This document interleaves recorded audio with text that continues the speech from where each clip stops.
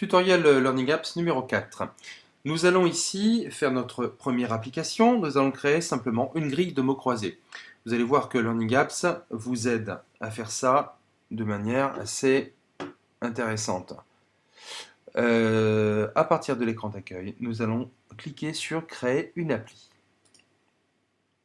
Puis nous allons choisir dans la sélection une grille de lettres qui correspondra donc pour nous à une grille de mots croisés. Sur la gauche, vous avez la possibilité de voir un exemple ou sinon de créer votre première grille de mots croisés. Titre de l'appli, mots croisés. Voilà, on va faire un mot croisé sur les animaux. La consigne, trouve dans la grille suivante les noms des animaux affichés ci-dessous. On peut mettre éventuellement une image d'arrière-plan. Donc vous pouvez vous référer au tutoriel précédent. Sélectionnez l'image. Je vais reprendre mon petit lapin. Je le tire. J'attends qu'il charge. Et je le retrouve ici. Éventuellement, je peux modifier la taille de l'image pour ne voir que la tête du lapin. Hop, déplace. Et je fais Apply. Ici, je ferme. En cliquant sur Save.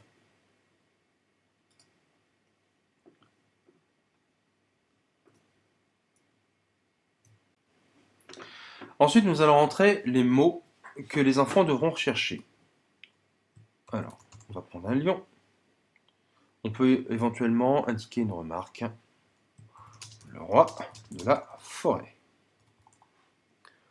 Deuxième mot, un écureuil. Un troisième mot, un chimpanzé. Un quatrième mot, un tigre. Et un cinquième mot, une gazelle.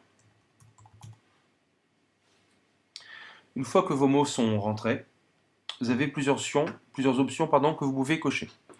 Autoriser les mots à rechercher en diagonale. Afficher les mots recherchés. Donc ça vous permettra de les afficher à droite de la grille. Ici, on va le faire. Show hints. Ça vous permettra d'afficher en dessous des mots la remarque que vous avez éventuellement rentrée. Ici, on va le faire. Dans cette région-là, vous avez la possibilité de remplir les cases vides avec des caractères que vous aurez choisis. En général, on la laisse blanche, cette zone, pour que les cases vides soient remplies avec des caractères de A à Z. Et éventuellement, si vous avez des enfants dont vous savez qu'ils auront des difficultés à retrouver les mots, pourquoi pas mettre un petit tiret. La rétroaction, c'est le texte qui s'affiche lorsque la bonne solution aura été trouvée. Et l'aide, éventuellement, c'est un texte qui va s'afficher lorsque les enfants cliqueront sur une petite lampe qui se trouvera en haut à gauche.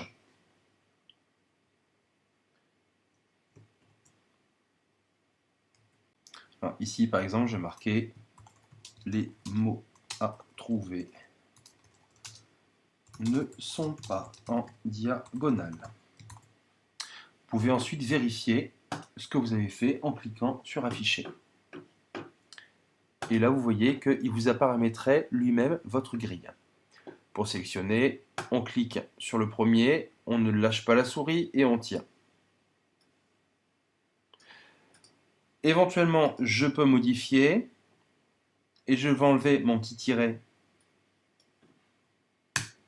pour compliquer la chose. Je réaffiche un aperçu et voilà ce que ça donne.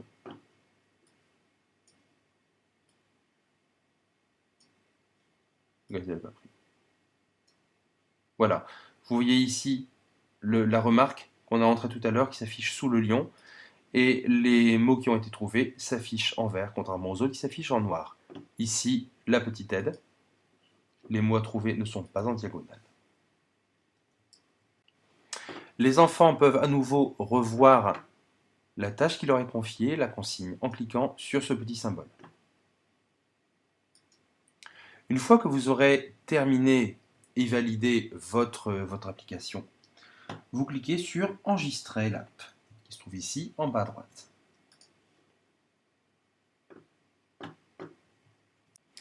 Dans la page qui apparaît ici, vous remarquerez que LearningApps vous donne pas mal de possibilités. Donc ici, votre application a bien été sauvée dans vos applications, dans le dossier vos applications, si vous êtes connecté avec un nom d'utilisateur et un mot de passe. Et puis en bas, on voit des liens hypertextes. À quoi ils vont servir ces liens? Eh bien, simplement à, les entrées sur l'ENT, que ce soit dans les liens, ou pourquoi pas sur une page web de l'ENT. Donc à partir de ce lien-là, en cliquant sur ce lien-là, l'élève pourra accéder directement à cette application.